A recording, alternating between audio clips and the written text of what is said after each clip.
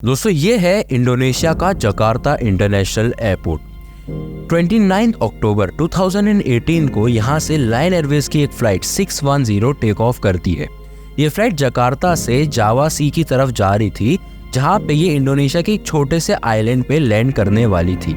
सब कुछ सही चल रहा था। इस प्लेन के अंदर 181 पैसेंजर्स थे, 6 क्रू मेंबर्स थे और 2 पायलट्स मौजूद थे।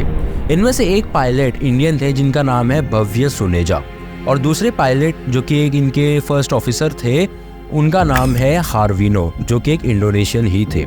सब कुछ सही चल रहा था। ये फ्लाइट टेक ऑफ भी सही तरीके से कर जाती है। जावा सी के ऊपर पहुंचने के बाद एटीसी में मौजूद जो टीई कंट्रोलर था वो इस फ्लाइट के पायलट से बात करना स्टार्ट करते हैं और उनको इंस्ट्रक्ट करने लगते हैं कि उन्हें क्या करना है।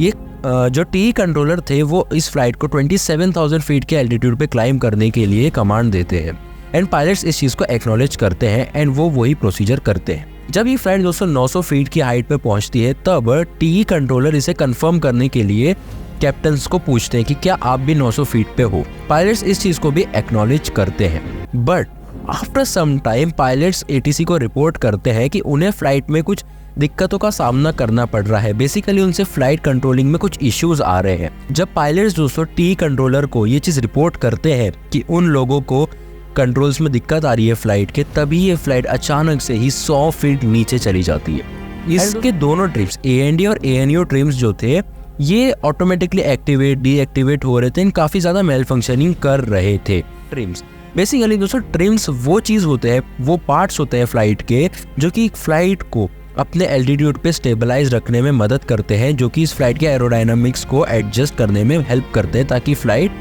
अपने एल्टीट्यूड को मेंटेन रख सके। 2 तरह के ट्रिम्स मौजूद होते हैं, एक होता है एएनडी ट्रिम और दूसरा एएनयू ट्रिम।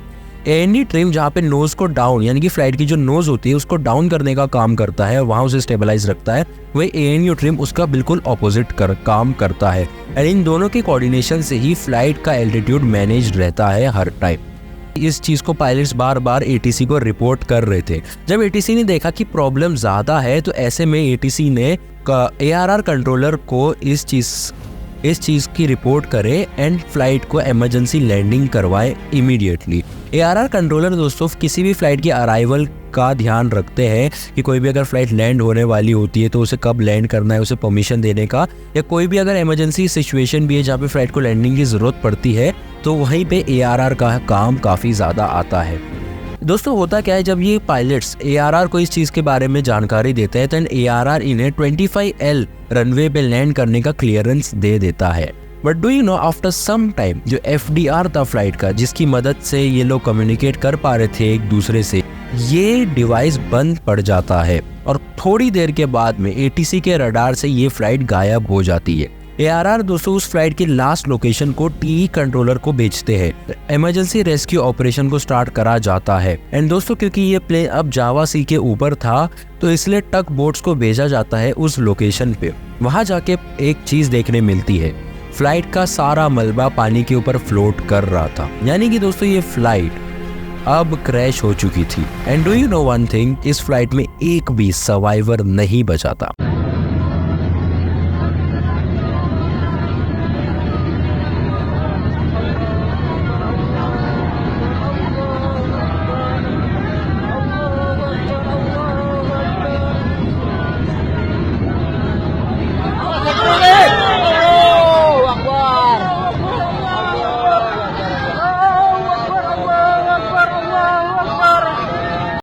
यस, एक भी सर्वाइवर इस फ्लाइट में नहीं था। इस फ्लाइट में मौजूद 189 के 189 लोग उसी टाइम ऑन द स्पॉट खत्म हो चुके थे। यहाँ तक कि ये क्रैश इतना बुरा था कि पानी में गिरने के बावजूद ये फ्लाइट के 2 टुकड़े हो चुके थे, जैसा कि आप इस इमेज में देख सकते हो। बट क्या सिलसिला यहाँ पे रुका? वेल नहीं। 5 महीने के बाद मार्च 2019 में इथोपियन एयरलाइंस का एक एयरक्राफ्ट इथोपिया से टेक ऑफ करता है और इस एयरक्राफ्ट को केन्या जाना था। जब ये केन्या के लिए टेक ऑफ करता है इथोपिया से, तब इसके साथ एग्जैक्टली वही चीज होती है जो लायन एयरवेज की फ्लाइट 610 के साथ होता है। ये प्लेन भी क्रैश कर जाता है एंड इस प्लेन का क्रैश और भी वर्स हो जाता है। इसके अंदर अप्रोक्सीमेटली 167 पैसेंजर्स थे एंड वो सभी के सभी ऑन द स्पॉट मारे जाते हैं। ये क्रैश इसलिए और वर्स था बिकॉज जो लायन एयरलाइंस की जो फ्लाइट थी वो पानी में गिरी थी। Although water is also not so safe option इतनी हाइट से, बट स्टिल कंसिडर था।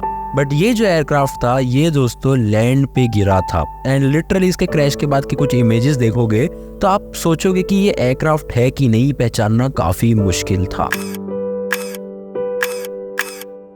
पता है एक चीज, इन दोनों क्रैशेस में एक चीज कॉमन है, ये एक ही कंपनी के सेम मॉडल्स थे, बोइंग 737 मैक्स 8 एयरक्राफ्ट्स।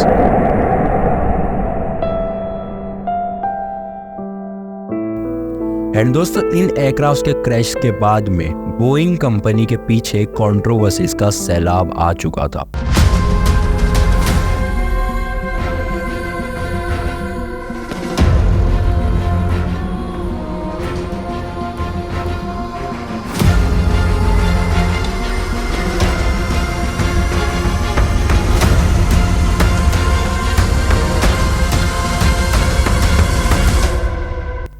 दोस्तों जैसे ये दोनों क्रैशेस हुए इसके बाद से इन क्रैशेस के इन्वेस्टिगेशन के बाद इन क्रैशेस के रीज़न जो सामने आए, जो कि मैं आपको वीडियो में आगे बताऊंगा, बट उसके साथ में एक और चीज़ का खुलासा हो गया। इन दोनों एयरक्राफ्ट को जिस कंपनी ने मैन्युफैक्चर करा था बोइंग, इसके कई सारे डार्क सीक्रेट्स भी लोगों के सामने आ गए।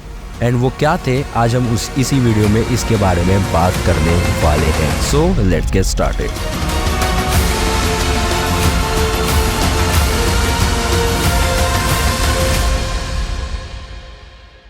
दोस्तों एविएशन इंडस्ट्री में दो ही सबसे बड़े प्लेयर्स हैं आज के टाइम में, एयरबस और दूसरा है बोइंग। एयरबस 65% शेयर होल्ड करता है according to recent data, and वहीं पे बोइंग 30% होल्ड करता है एंड बाकी मैन्युफैक्चरर्स सिर्फ 5% होल्ड करते हैं। तो आप खुद ही समझ सकते हो कि इन दोनों की ही मोनोपोली है पूरे मार्केट के अंदर, और कोई भी मैन्युफैक्चरर एविएशन इंडस्ट्री में बहुत बड़ा मैन्युफैक्चरर नहीं है। एंड इसकी वजह से ऑब्वियसली जब दो बड़ी कंपनीज हैं तो दोनों अपने मार्केट शेयर को इंक्रीज करना चाहेंगी, एंड इसीलिए दोनों के बीच का कंपटीशन भी काफ़ी टफ था।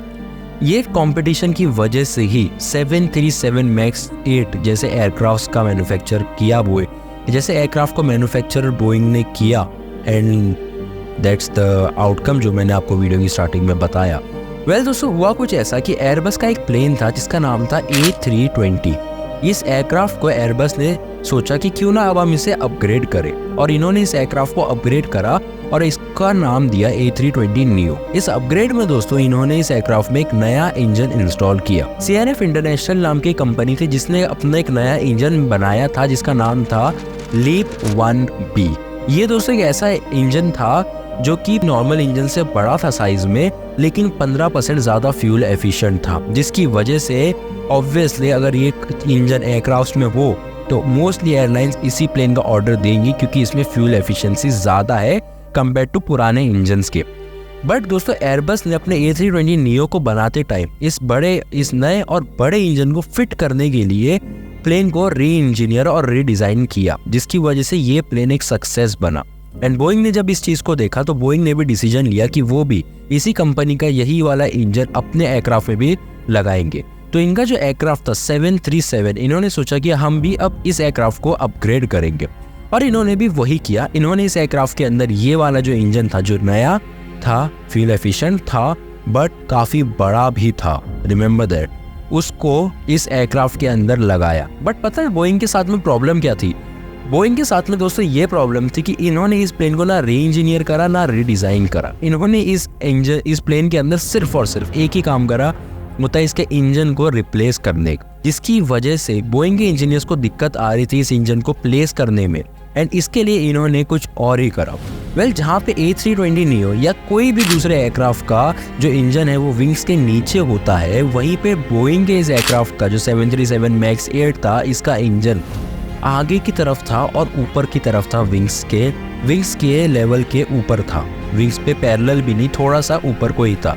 एंड यही एक दिक्कत बनता है क्योंकि प्लेन छोटा सा ही था लेकिन उसमें अब नए बड़े इंजन थे, एंड बड़े इंजन का मतलब था ज़्यादा वजन भी था उस इंजन में, एंड यही प्रॉब्लम थी। बेसिकली कोई भी एयरक्राफ्ट जब टेक ऑफ करता है दोस्तों, तो उसमें एक सेफ जोन होता है कि ये जो एयरक्राफ्ट है इस एंगल से इतने एंगल तक जा सकता है, जो कि सेफ कंसिडर करा जाएगा।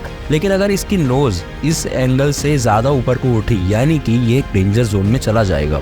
एंड यही प्रॉब्लम देखने को मिल रही थी बोइंग को। बार बार जो एयरक्राफ्ट था दोस्तों, ये डेंजर जोन में जा रहा था, जिसकी वजह से ऑब्वियसली काफ़ी दिक्कतों का सामना करना पड़ सकता था। बट इंजीनियर्स ने अपना अलग ही दिमाग लगाया। बल्कि दोस्तों इन्होंने सोचा कि एक काम करते हैं, इस एयरक्राफ्ट के अंदर एक सेंसर बिठा देते हैं। इन्होंने MCAS नाम के एक सेंसर को एयरक्राफ्ट के अंदर इंस्टॉल करा। अब इस सेंसर का काम था कि ये जब भी प्लेन की नोज थोड़ी सी ऊपर नीचे हो तो उसे ये स्टेबलाइज रखेगा।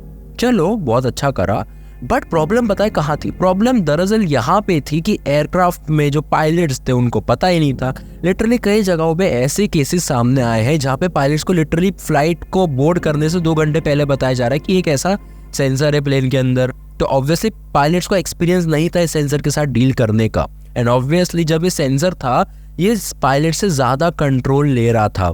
इसको जिस कंपनी ने सप्लाई करा था, ऑब्वियसली जब क्रैश हो गया उसके बाद में गवर्नमेंट ने इस सेंसर को भी, इस कंपनी को ही बंद कर दिया, उसका लाइसेंस ही कैंसिल कर दिया। जो खराब सेंसर जो थे उन्हें सेल किया था बोइंग को। बट क्या इसमें बोइंग की कोई गलती नहीं है? आपको क्वेश्चन आ सकता है क्या इसमें बोइंग की कोई गलती नहीं है? जब 737 मैक्स, जब लायन एयरवेज क्रैश हुई तब, उसके बाद में जब इथोपियन एयरवेज का क्रैश हुआ तब, उसके बाद में एक और इंसान आते हैं पिक्चर में। इनका नाम था John Barnett and he was a whistle blower against Boeing. Well, who is a whistle blower? अगर आपको नहीं पता, let me tell you. Whistle blowers दोस्तों वो लोग होते हैं जो कि कोई भी इलीगल एक्टिविटी अगर उनके सामने हो रही होती है, उन्हें पता होता है उसके बारे में, तो उस चीज़ की इंफॉर्मेशन दे देते हैं कि ये पर्टिकुलर इलीगल एक्टिविटी हुई है, मेरी कंपनी में हुई है या मेरे सामने हुई है। जॉन बार्नेट दोस्तों जो थे, ये बोइंग के मैन्युफैक्चरिंग फैक्ट्री में एज अ वर्कर काम करते थे, जो प्लेन्स को मैन्युफैक्चर करते थे, फिटिंग वगैरह का काम प्लेन्स का करते थे, एयरक्राफ्ट की फिटिंग वगैरह का काम किया जाता था। तो जॉन बार्नेट ने इस चीज़ के लेकर क्वेश्चंस उठाए। इन्होंने अपनी जॉब भी छोड़ दी बोइंग से, एंड देन जॉब छोड़ने के बाद में ये दोस्तों नेटफ्लिक्स और TMZ के काफ़ी सारे जर्नलिस्ट के पास गए और उनको बताया बोइंग के काफ़ी सारे डार्क सीक्रेट्स के बारे में। एंड वो क्या क्या थे? उन्होंने ये चीज़ बताई कि बोइंग का जो वर्क एनवायरनमेंट है वो काफ़ी टॉक्सिक है, पहली बात तो। दूसरी बात उन्होंने ये भी बताया कि जब मैन्युफैक्चरिंग करते टाइम कई बार ऐसे यूज्ड पार्ट्स को, सेकेंड हैंड पार्ट्स को प्लेन के अंदर दोबारा से फिट करा जाता है। कई बार जब कुछ पार्ट्स ऐसे भी होते हैं प्लेन्स के जो अप्रूव नहीं होते, बट स्टिल उन्हें किसी ना किसी तरह से प्लेन में लगा दिया जाता है। कई बार ऐसे कुछ पार्ट्स भी मिल जाते हैं प्लेन के, एयरक्राफ्ट के, जो कि उसमें फिट नहीं हो रहे हैं प्रॉपर्ली, यानी कि उनमें या तो थोड़े बड़े हो रहे हैं या थोड़े छोटे हो रहे हैं, बिल्कुल परफेक्ट फिटिंग नहीं हो रही है उनकी एयरक्राफ्ट में, उन पार्ट्स की एयरक्राफ्ट के अंदर। बट उन्हें किसी भी तरह से ठोक पीट कर उसमें कुछ भी जुगाड़बाजी कर उसे अंदर फिट किया जाता है। जॉन बार्नेट के दोस्तों इस केस के बाद में काफ़ी ज़्यादा हद तक लोग बोइंग के अगेंस्ट हुए, एंड ऑब्वियसली इसकी वजह से बोइंग का जो शेयर था वो भी बहुत डिप हुआ। 737 मैक्स जहाँ पे एक तरीके से बोइंग के लिए वो अपॉर्चुनिटी थी कि जब अगर बोइंग इस एयरक्राफ्ट को अच्छा बना देता तो इसका शेयर काफ़ी हाई जा सकता था। बट यही वो रीज़न बन गया कि क्यों बोइंग का जो शेयर था वो कोलैप्स कर गया। बट उसके बाद एक और कंट्रोवर्सी हो जाती है। यस, अल जजीरा नाम का एक न्यूज़ चैनल है। ये लोग क्या करते हैं, ये लोग एक सीक्रेट इन्वेस्टिगेशन करते हैं, जहाँ पे ये लोग दोस्तों सीक्रेटली बोइंग की मैन्युफैक्चरिंग फैक्ट्री में जाते हैं, एंड वहाँ की मैन्युफैक्चरिंग जो लोग वर्कर्स वहाँ काम कर रहे थे उनसे पूछते हैं कि क्या आप बोइंग के एयरक्राफ्ट में जाओगे। उनका रिएक्शन लिटरली दोस्तों ये था कि हम लोग इस एयरक्राफ्ट के अंदर नहीं बैठने वाले, हमें इतना रिस्क अपनी लाइफ में नहीं लेना, ये उनके लिटरल वर्ड्स थे। But this footage reveals some have little faith in the plane they build. Did you fly in one? No. You won't fly in one. Did you fly in one of these planes? No, not really. I wouldn't fly one of these planes because I see the quality going down around here. An employee captured the footage after contacting Al Jazeera to tell us he had serious concerns about what he was seeing. At his request, we changed his voice. With all the problems reported on the 787, there's 90% that's getting swept away. hushed up. It's an iceberg. In another meeting, the source told us workers are often underskilled, uncaring, and in some cases on drugs. I've seen a lot of things that should not go on at an airplane plant. People talking about doing drugs, looking for drugs. It's all coke and painkillers and what's the other one? You can get weed here. It's really good weed here. They don't drug test nobody. I know they don't. And there's people who go out there and lunch to go smoke one up. Do they? Hell yeah. ये जो कि उन्होंने Al Jazeera ने अपनी video में दिखाया भी था. एंड ऑब्वियसली ये चीज़ों को देखने के बाद लोगों को समझ में आया कि जब वर्कर्स जो लोग इस प्लेन को बना रहे हैं उन्हीं को प्लेन के ऊपर ट्रस्ट नहीं है, दूसरे लोग कैसे इसके ऊपर ट्रस्ट करेंगे? ज़रा खुद सोच के बताओ मुझे. उसके बाद दोस्तों चीज़ें यहाँ पे रुकी बिल्कुल भी नहीं. अगर आप ये सोच रहे हो ना कि चीज़ें यहाँ पे रुक गई होंगी, अब सही हो गया होगा सब कुछ, नहीं. In fact Lion Airways, Ethiopian Airways के क्रैशेस के बाद अभी इसी साल 2024 में काफ़ी और घटनाएं सामने आई हैं. अगर आपको नहीं पता then let me tell you. Well, सबसे पहली घटना, पैसेंजर्स ने मार्च 2024 में बोइंग का 737, यस वही एयरक्राफ्ट दूसरा वाला, वो पैसेंजर्स इस प्लेन में जब ट्रैवल कर रहे थे तो पैसेंजर्स ने फ्लेम्स देखी इसके इंजन से बाहर निकलती हुई. उसके बाद में अगली चीज़, यूनाइटेड एयरलाइंस की एक फ़्लाइट थी जो कि 7 मार्च 2024 को सैन फ्रांसिस्को से जापान की ओर जा रही थी. ये बोइंग 777 का एक मॉडल था. एंड ये जब टेक ऑफ करती है इसका लैंडिंग गियर निकल के नीचे गिर जाता है लिटरली, एंड एक कार के ऊपर गिरता है जिसमें कार का ये कुछ हालत होती है, आप देख लो. उसके बाद 10 मई 2024 यानी कि अभी आज से 10 दिन पहले ही जस्ट जब मैं वीडियो रिकॉर्ड कर रहा हूँ, ट्रांस एयर फ्लाइट जो थी वो रनवे पे स्किड कर जाती है और क्रैश कर जाती है. फेडेक्स 8 मई 2024, उससे थोड़ा दिन पहले, 10 आज से ऑलमोस्ट 12 दिन पहले, ये वाली फ्लाइट फेडेक्स की जो थी ये क्रैश तो नहीं करती है, बट ये जब लैंड कर रही थी तो इसका फ्रंट गियर निकल जाता है, टूट जाता है, जिसकी वजह से फ्लाइट को नोज पे लैंड करना पड़ता है. अब आप सोच रहे होंगे कि जॉन बार्नेट के साथ हुआ क्या. जब उन्होंने केस करा, जब इतना कुछ सामने आया तो हुआ क्या? बोइंग ने क्या उन्हें कॉम्पनसेट किया? बोइंग ने कुछ तो करा होगा. जॉन बार्नेट अपनी ही ट्रक के अंदर उनकी डेड बॉडी मिली, और डेड बॉडी मिली जो कि सेल्फ इन्फ्लिक्टेड गन शॉट बताया जा रहा है. सेल्फ इन्फ्लिक्टेड गन शॉट यानी कि खुद से ही गलती से या जानबूझ के लगी हुई गोली उनको लगी थी यहाँ अपने चेस्ट पे. उनके एक self inflicted gun shot wound भी देखने को मिला है, जिसकी वजह से रिपोर्ट्स कहती है कि उन्होंने सुसाइड अटेम्प्ट किया. लेकिन जब इनकी बॉडी मिली उसी दिन दोस्तों कोर्ट हियरिंग था इसी पूरे कंट्रोवर्सी के ऊपर. ऐसा कई सारे लोगों को लगा कि कहीं बोइंग ने तो ये चीज़ नहीं करी है. एंड जब ये होता है उसके बाद में इन्वेस्टिगेशन वगैरह होती है, एंड उसके बाद अभी रिसेंटली ये न्यूज़ सामने निकल कर आई है कि विसल ब्लोअर जॉन बार्नेट का एक सुसाइड नोट रिकवर किया गया है, जिसमें इन्होंने कई सारी चीज़ें लिखी थी. इसमें लिखा है कि आई प्रे बोइंग पेज and whistle blowing protection is also एफ्ड अप टू. एंड उसके अलावा इन्होंने ये भी मैसेज लिखा है अपनी फैमिलीज और लव वंस के लिए कि family and friends, I love you. It says I found my purpose, I am at peace. ये इन्होंने लिखा है अपने लेटर में. आप चाहो तो पॉज करके रीड कर सकते हो पूरा लेटर. तो दोस्तों ये लेटर मिलने के बाद में एक चीज़ तो कंफर्म हो गई कि इन्होंने सुसाइड अटेम्प्ट करा था. बट पता है क्या, एक और विसल ब्लोअर थे जिनका नाम था जोशुआ डीन. ये भी इन्होंने भी ऐसे ही कई सारे क्लेम्स करे थे कि बोइंग ने ये कर दिया, बोइंग ने वो करता है बोइंग, जिसकी वजह से बोइंग का ऑब्वियसली काफ़ी ज़्यादा नुकसान हुआ है स्टॉक मार्केट वगैरह में. लेकिन एक चीज़ की आप जानते हैं, इनकी भी डेथ हो गई, बट इनकी डेथ का रीज़न भी है, एजेड थे, तो इनकी जो डेथ है वो नेचुरली हुई है, ना कि किसी गन शॉट से या सुसाइड वगैरह से. नेचुरली इनकी डेथ हुई है ऐसा बताया जा रहा है. तो या this was the overall video. अब कैसी लगी आप मुझे बताना, और एक चीज़ कमेंट में ज़रूर बता के चलना, will you go in a Boeing plane next time? I can't go back to you, my friend. Don't even ask. Don't play pretend. You know you left me lonely, I could tell them the whole story. It may take a couple hours, I've got time, let's get to chat. How could I explain the situation? Man, it's so damn complicated. Where do I start, where do I end? I should go back to bed. I'm going back to all the basics, teaching myself now how to erase it. It's like learning a whole new language, and I'm afraid, too scared to face it. I just want consistent clarity, but all my thoughts destroying me. Some peace of mind is all I need to give peace to all of my family.